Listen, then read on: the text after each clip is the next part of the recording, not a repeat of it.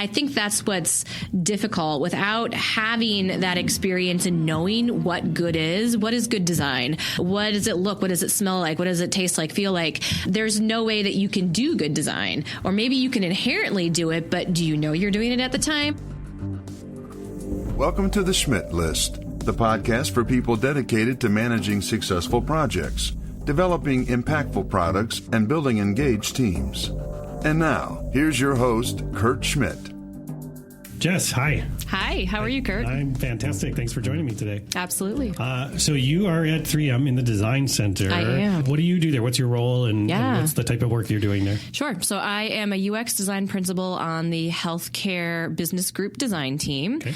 And so our healthcare design team has a variety of different design specialties in it. So we have product design, we have UX design, we have product operations, which is sort of our packaging design. And we also have design research and brand design. Okay. So we're a little mini sort of design studio for our healthcare group within the design center.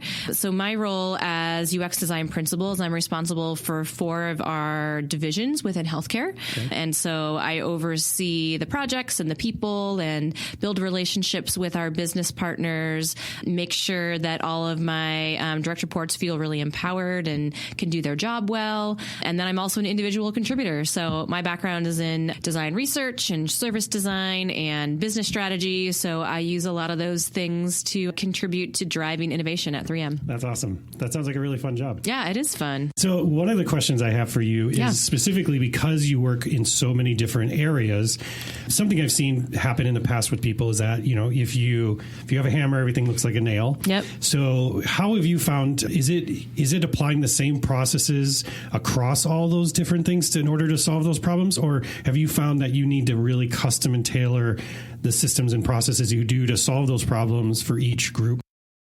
Yeah, I think there's 2 answers to that question. So there's some cases where I find that I can use that same hammer. So if I'm doing a workshop, of course, around business model innovation, I can largely use that same approach every time, no matter what business that I'm working with. Okay. And changing up some of the inspiration that's in there, changing up the analogous examples, But something like that I find is a good hammer to have. But it definitely varies from project to project. And so because I'm working around different aspects of healthcare, sometimes I need to use a different skill set to go in. And so a good example is in our food safety division, my colleagues and I had to spend a lot of time really learning about microbiology, learning about the ins and outs of what it is to be aware of when a food is safe or not, and how microbiologists think that. And so we're by no means trained microbiologists now, but we have to take that, exactly. We have to take that certain lens to go to it to design the software. And the same is true if I'm designing something for medical solutions or for oral care. It's about really getting deep into that domain. And I think where my position is on the team, I've always been kind of a dabbler, kind of a dilettante. I like to learn a little bit, just enough to be dangerous about something and then go somewhere else. And so I'm really fortunate that my team is the ones that immerse themselves and they're the experts. And when they go to the dentist, they know exactly what their doctor is talking about. And I know just enough to be dangerous. And so I think that's a good place to be and to apply those skills. So in terms of that, walking into some of those areas, like you mentioned, you're dealing with microbiologists, engineers, tons, scientists, all these different crazy things. But again, like UX is pretty new in terms of those roles inside organizations.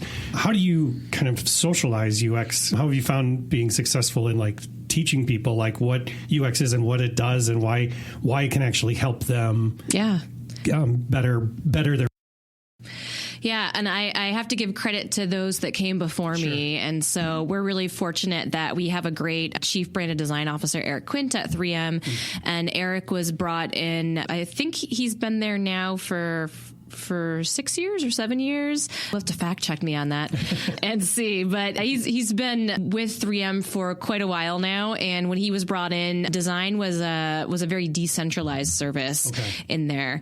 And so each team, exactly, or each division and things like that had their own little groups. Exactly. So there would be a designer in this little pocket, a designer in this little pocket. They may or may not be called designers. And they may or may not know they exist. Exactly.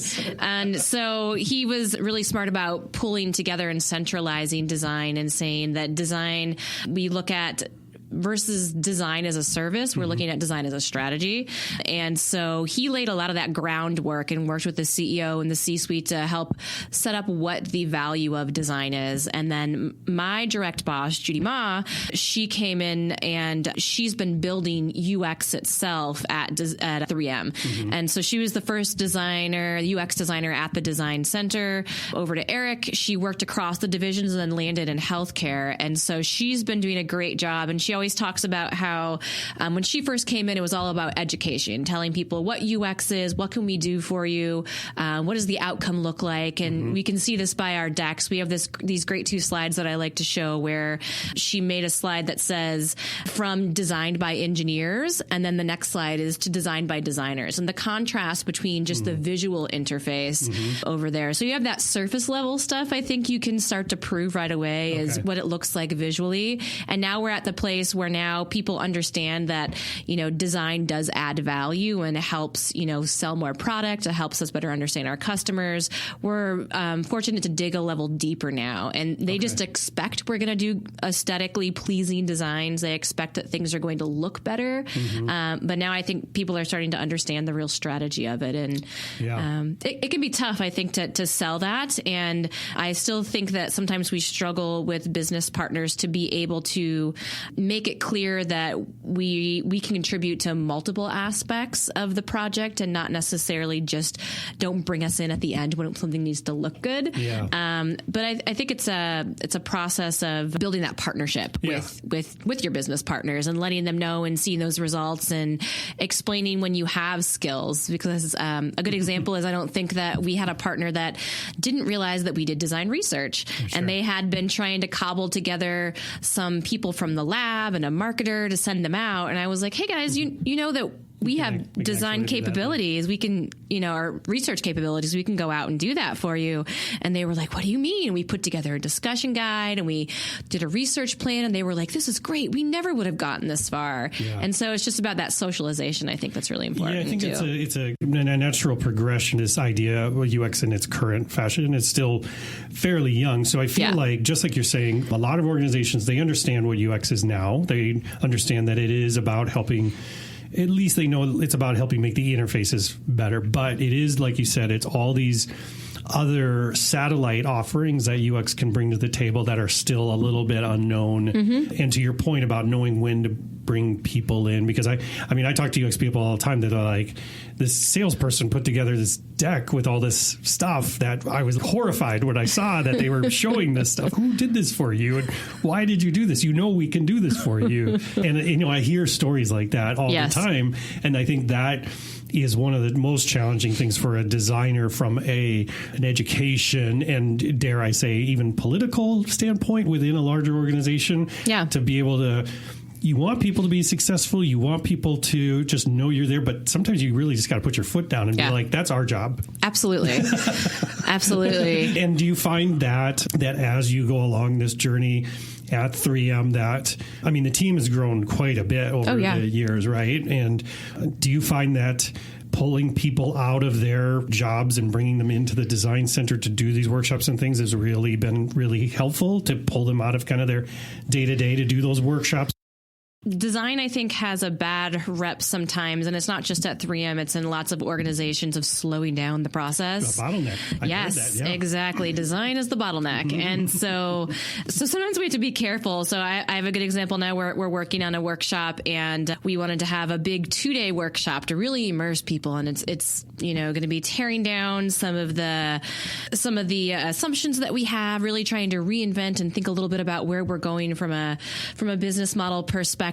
And to some people, 2 days it's crazy talk. There's no way you're going to get some people to come offsite and sit there for 2 days and not look at their computers and really be engaged over there. Right, yeah. And so I think that while having that beautiful space and being able to bring people in there does help with a mindset shift where people are like, oh, this is somebody who thinks differently. This is a way they're going to come in and help us do our project and approach it in a new way. It also has, I think, the curse of kind of putting us in an ivory tower. Sure. And a bit too, where we are sometimes viewed as outsiders. Like, Yeah, sure. well, you're in the design center. And even from business partners I know well, sometimes I'll get that like, oh, you came over here and graced us with your presence. And I'm like, no, that's not what it is. Like, That's great. but it's good though. I think that is something that we love to have, is that space we can bring people into. And we do have parts of the design center right out kind of front in our lobby that other parts of the business can go in and hold workshops in as well. And so that's a nice way to say, you can come in and use our space too, be in this creative space, enjoy what's around here. And Smart, build a little community, right? yeah, I think we try. And I will say that 3M design, we always say, is driven by collaborative creativity. And that's a term that Eric loves and coined and really wants us to live. And so we try as much as we can to live that multidisciplinary life and to really bring in and collaborate wherever we can, whether that means you amongst the designers inside the design center for the different business groups, or that means, within our business partners or externally. And so there's all these different layers over there. And I think that's what we've been trying to spread at 3M too, is that nobody can do this alone. Business can't do it without the lab. The lab can't do it without design. So we all need to work together to be able to get to the best possible outcome, right? I recently had Pat Kieran, who's over at United Healthcare, on the show, and we had talked about where ideas come from a bit. And one of the things that we talked about was they can come from the wildest of places sometimes. And going back to that salesperson I was talking about, I think a lot of that innovation comes from salespeople too, because they're the ones that are talking to the customers and hearing what their pain points and things are. How, again, I feel like I'm restating the question, but I'm going to do it anyways. Yep. But building those inroads, building those channels, that's where I've heard people finding the most difficult thing of like that salesperson is out and stuff, and they get done talking to a customer. Their first thought isn't to come back and run into the design center with like, Eureka, I think I've got something you guys should be working on. It doesn't work like that, right? No, it doesn't. How have you found to get as close to that as possible? What works for you over? We're pretty fortunate, I think, that in the new product development process and the new product innovation process, that you do kind of have to have all three legs of the stool in order to get through our stage gate process. And, sometimes design's involved to a lesser degree, or, maybe marketing would be involved to a lesser degree. But I think that each one of those teams, the lab, the business or the marketing team, and design, have mandates around being customer centric. Okay. And so everybody sees that as their job, as a way that we all need to understand what the customer needs. And where design comes in, I think, is kind of widening that. 3M is a very traditional maker of stuff, right? Yes, and so lots and lots of stuff.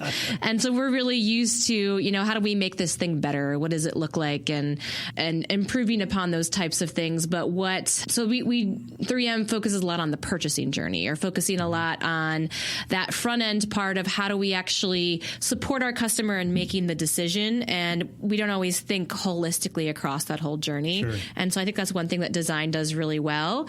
And so our sales teams naturally, like you said, are doing this research and hear these things. So we try to be just embedded in those teams as much as we can. Okay. And I will say that, it works a lot better for the programs that have status behind them, where they're getting active funding to improve. Sure. We often don't get a chance to touch the stuff that's out there already. Okay. And so if a salesperson heard something, who knows where that feedback would go. But it has worked pretty well, at least for the teams that I've been with. We try to collaborate. So if we know the sales team is going out, we'll help them make a discussion guide. Sure.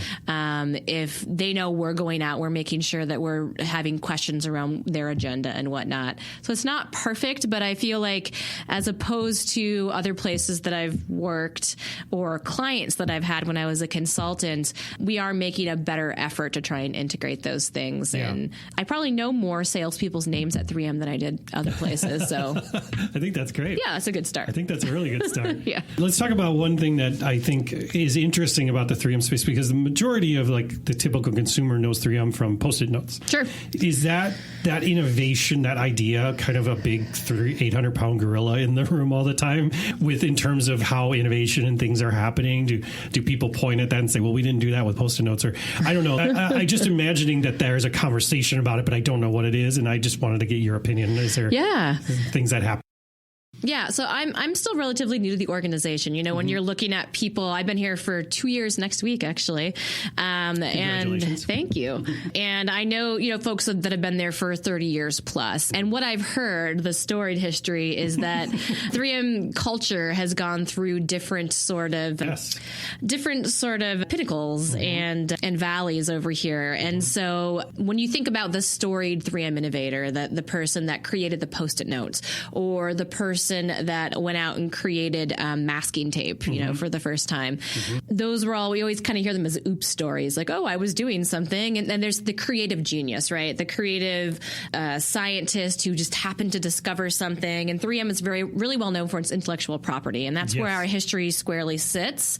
And so I've heard that, you know, we started out as a company that didn't really have much might in terms of marketing or in terms of advertising or sales. We really were just the company that invented cool things. Right. Exactly. They just showed up. And so that was sort of the storied innovator over there. And Mr. McKnight, that, you know, founded 3M, he actually came up with the 15% time principle way back in like the early 1900s. So that's a principle that we hear a lot about at Google, or we hear about in Silicon Valley. But it's something that he encouraged people to do because he realized that passion was something that was going to drive. And a lot of the times the Post-it story, or 3M invented the first inhaler, respiratory inhaler. Those were all passion projects that people did on the side that was not connected to their actual jobs. And so that whole legacy over there, a lot of the times we want to think about being those creative innovators, those creative geniuses.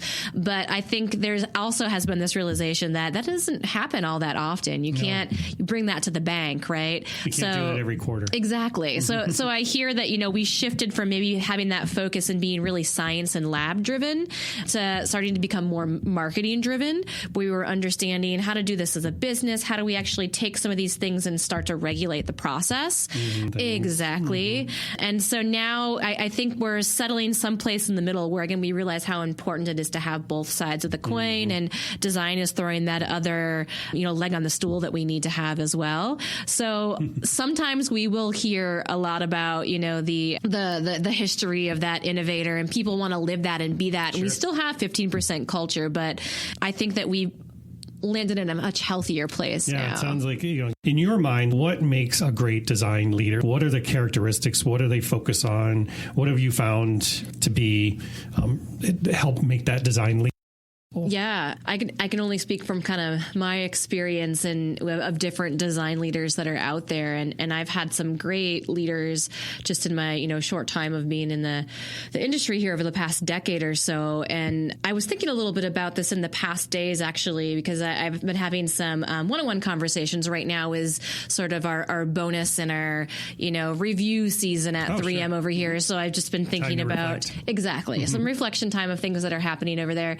And I think one of the things that to me makes a good design leader is, of course, that person who knows how to lead by gut, who knows how to lead by sort of vision, can really get people excited about what's going on, but then also knows to delegate to people who have more of the mindset to get things completed. Across the finish line. Yes. And so I've seen that work in other ways where, you know, you have that person who is the visionary and who is a little bit reluctant to give up their responsibility because they love doing something. And I think it's about knowing what your skills are and what you're best at. And, you know, a lot of the times those visionary design leaders can influence people really well. And that's why they got to the place that they are. And they need to not only lead designers, but they need to lead the company too. And so for somebody like Eric Quint to walk into the 3M CEO's office, of Inga's office at the time, and be able to, you know, convince him of why he needs to invest in this, you know, multi-million-dollar design center, that just takes a certain type of vision and a certain type of gut to know where I'm going and how to go about and make this argument. And so I find that really helpful. I think it's key, though, that people realize where they have limitations, though, because if you, just like any leader, if you try to take too much on, then you're just going to miserably fail. Nobody's going to be happy around you. Right. And so that's interesting you bring that up, because it's something I've heard from maybe people that are more newer to user experience, right? Where they're like, well, the business should just know our value, and why do I have to go and sell this? Yeah. You know, what would you I think it's exactly what you said, Kurt. It's UX is still new and people don't understand it. And so I think it's hard, especially for maybe younger folks that have been, design hasn't been an actual thing in business for that long, and it's hard even for me, I've only been in this career for like a decade, to imagine a time when design didn't have a seat at the table. So I think some of the younger designers that we're hiring now never experienced that. And they just expect that they're going to get accepted into the culture and everybody's going to love their work and it's going to be great. But we all know that's true because, the difficulty of proving the value of design is there's no way to connect to that ROI, right? So how do you actually show that investing in design is going to help improve the bottom line? And there's many tangential ways you can go in, you diagonal this way and you cross this way. And eventually you're going to get to an intersection where maybe this thing can prove that there's value happening over there. I don't think anybody's solved that equation yet, but I think we're getting closer to now where companies that have invested heavily in design have higher bottom lines altogether, have, better customer experience, have better satisfaction scores. Exactly. And so I think it's getting there, and hopefully it is the leadership that is paving the way for the designers that are beneath them, their direct reports, where they don't have to try as hard. They can just go in there and do their job. I will say, one of the things that we talk about in my team at 3M Design is about how we still have a way to go with design becoming that third leg of the stool. I would say that it's still a lopsided stool. Sure. It's there, but you made me think about when we were talking about the history of innovation at 3M is that 3M does a great job recognizing those from the lab, the science-based discoveries, the people that are getting patents. We have the Carlton Society, which is like the Hall of Fame for the inventors within 3M. Right. We have a really great marketing excellence recognition. We have these big trophy case that's in the hallway over there that everybody can walk past and see, but we don't quite have that for design. It's like we haven't quite made it to that pinnacle of the society where we sort of get that recognition within the whole organization. So we have our own little design award wall in the design center. You saw it there, which is nice, but it's still not on the same caliber as the other places. And so, well, to your point, it hasn't been around as long, right? That's true. That's true. It just hasn't had the history yet, and so only time will make the big. I sure hope so. Yeah. And I think we're going in a good direction. There's been nothing but, positive stuff since I've been there. Tons of positive stuff coming out of the design center. I'm really, that's why I'm so excited you're here, because it's such a 3M's always been such a beacon of innovation, and especially in the Twin Cities area, obviously, but just in other places. Yeah. You know what's so weird, though? I was thinking about this again on my drive up today when I was thinking about chatting with you, that the way I discovered 3M Design as like a happenstance. Like I happened to have a colleague that I worked with at United Healthcare. He went to 3M. He knew that our team there was having some difficulties, and so he just slid my name onto the desk of my boss now. Yeah. But I remember when he said, I'm going to 3M Design. They have a great design program. And I was like, what? Really? I had no idea. The mining place? Right. What? And I knew it was Post-it notes. And I was like, well, I guess that kind of makes sense. But I had no idea of the stuff that they were doing at 3M to invest in design. And this probably sounds a little bit snooty. But so my graduate program, the IIT Institute of Design, we typically have companies from all over the country try to come and recruit our designers there. I didn't know any alumni that worked at 3M, and I had never seen them at any of our recruiting events. And so in my head, I was like, there's no way they have a great design culture, because they're not trying to recruit from my program, from any of the, wide network that I have. So who are these people? But I was so surprised when I did see how much they invested in design, and how there's there's probably you can count the number of companies worldwide that have a chief design officer on, 2 hands probably. Yeah, right. And so the fact that they did that really drove it home for me that like something's happening here. And I don't know why I didn't know about it or why I wasn't more of a part of it, but I'm glad that I was able to find my way. That's smart. Yeah. In that, speaking about the schooling stuff, I wanted to ask, if I'm coming out of design school right now versus like when you graduated? Like what would be your advice for new graduating user experience students? Like what should they be focusing on? What should they be, what should they be doing in order to find that first job or start their career? What would you I think a lot of the times we're coming out of these graduate programs or undergraduate programs and everybody wants to impact the world right away.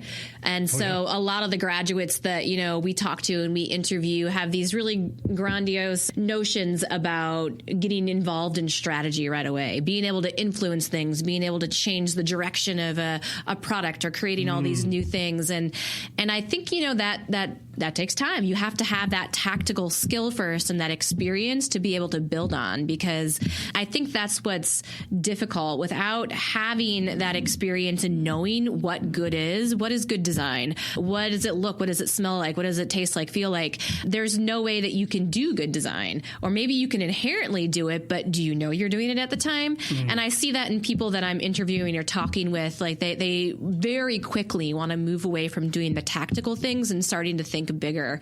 And so I have told graduates before, figure out what it is that you think that you want to have that depth at. It's that T-shaped person that we've all heard about too, is what's the thing you want to have the depth at? You can always grow those shoulders out, that breadth after you figure out what it is, but that's going to get you that first job, is being really passionate about something, knowing something really well, and being an expert there. And learn more as you're going through work. Figure out, you might change your depth at one point. Who knows? Yeah, I find that really hard for students because they want to try everything. Right. And it's human nature, right? That I'm excited about this industry. I've just spent a long time being incubated within it, around other people being incubated in it. And when I come out, I'm kind of shot out of a cannon. I want to do stuff. I want to do everything. What do you got? What do you got? I don't know. What do you got? And I think it's hard for people, and I've experienced this because I've mentored graduate students too, to focus on be really good at this type of research or this type of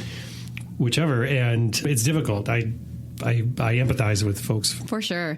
I would also say, I think that, and this is naturally happening in the industry, but I think that it would be helpful if our, secondary, education system also started to focus on it. Is just the breadth of UX design and starting to expand the definition. And, already I generally try to say that I do user experience design or experience design, because I think there's so much more than, pixels, and there's so much more than just trying to understand the data science that fits within our pixels that we're creating or whatever it is.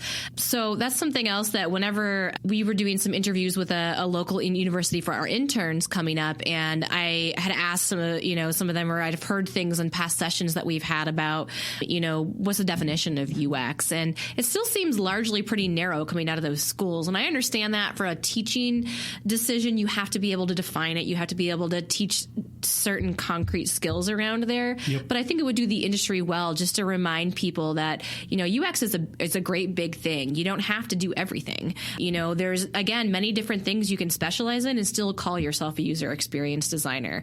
And I don't think I know this might be something that's controversial, because some people feel like we should claim it back. We should say there's very specific definition for what information architecture is versus interaction design versus a UX designer. But at the same time, I feel like all those skills can be very fluid, and that's, for me, especially when you're working in a corporation, you need to have lots of skills that you can spread across. Yeah, because the work changes so quickly, right? Absolutely. Especially because when you're chasing innovation, like you can't just run out of runway and be like, well, there is my skill sets are, I guess I'm off the train here. Right.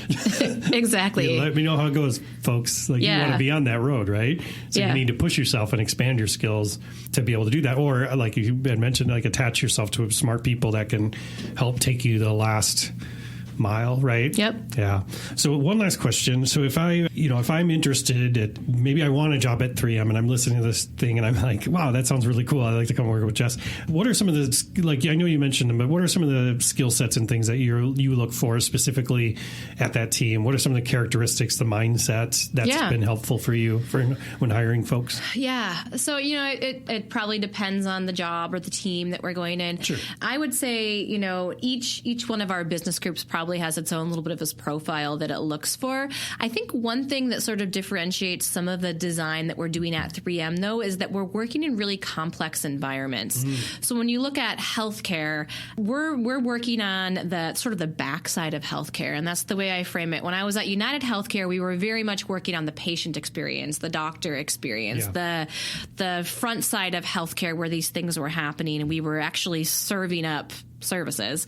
But now we're doing a lot of stuff on the back end. Those microbiologists that are using things, or the sterilization techs in a hospital, or the billing department at a hospital. And so there has to be a real love of people who want to dig in and not necessarily just do the big flashy things that are going to make a splash in the world. Like the and foundational you can stuff, right? Right. All of that stuff. And you just have to be willing to understand something really well. And again, it's specialized. We're making specialized software and specialized experiences and products for people who are experts in, science. And so I think that's cool. I like that. I like to kind of geek out about it. And like I said, learn as much as I can in different places. But it's not stuff you're usually going to see in a magazine. Right. It's not stuff you're going to point to and be like, Mom, I designed that, unless she's walking through a food safety lab, right? Doesn't happen all that often. Not too often, no. But I think that's probably true too for our safety and industrial group and some of the things that we're doing in consumer. And so 3M design really is for people, I think, that are creative and curious at a higher level. It's like you have to be able to be willing to work in those complex environments in order to be impactful. And try to understand them, right? Exactly. Pick them apart and why does that work that way? And exactly. Being very curious. I totally can see it. So different than, like you said, like patient experience and stuff, which I think a lot of UX focuses on. But to your point, there's a real tie into service design with the work that you're doing, more so even than just on the typical consumer-facing stuff, right? Absolutely. Yeah. So it's understanding that whole system, all the way from what are all of the data and the technologies and the devices that need to feed into this, to how would 3M stand it up, and then how would one of our business partners actually implement this? What are the systems that they need to have in place for it? So I think it's really cool stuff. We definitely look for people who are interested in those types of things, and then a variety of skills across that whole UX breadth of things, from design research all the way into, information architecture, or we have some people that do front-end development and front-end prototyping, which is great. So there's a lot of different stuff you can do at 3M. So Jessica, I want to thank you for joining me today. Sure. And if I want to connect with you and learn more about what you do and maybe talk shop with you sometime, where's a great place to find you? Sure. So I'm going to do a plug for upcoming event. So myself, as well as some of my other colleagues from 3M Design, are going to be participating and speaking at IoT Fuse conference that's coming up here in April. Awesome. So I'm going to be leading a workshop and a little talk, and then my boss Judy Ma is going to be doing a talk as well during the days of the conference. You can come and check us out, and we'll have lots of other designers around there who will be milling around to talk to. And you can also find me at Jess_Dugan on Twitter. Okay. And I like to be in the Minneapolis design scene when I can. So you can check me out at a UXPA meeting, a Service Design Network meeting. I haven't gotten to those as often as I should, but I intend to this year at some point. That's so awesome. Cool. Well, thanks again, Jess. I really appreciate it. Absolutely. Thanks, Kurt. Thank you for listening to The Schmidt List. If you want to learn more about how Foundry accelerates innovation, check out foundrymakes.com. And if you'd like me to speak about establishing a growth mindset at your conference or with your team, drop me a note at kurt@foundrymakes.com. Oh, and the next time you're on the internet, head to iTunes and leave the show a review. If you enjoyed this episode, please share it with a friend, because sharing is caring. I truly appreciate you taking the time to listen to the show, and I hope you have a fantastic week.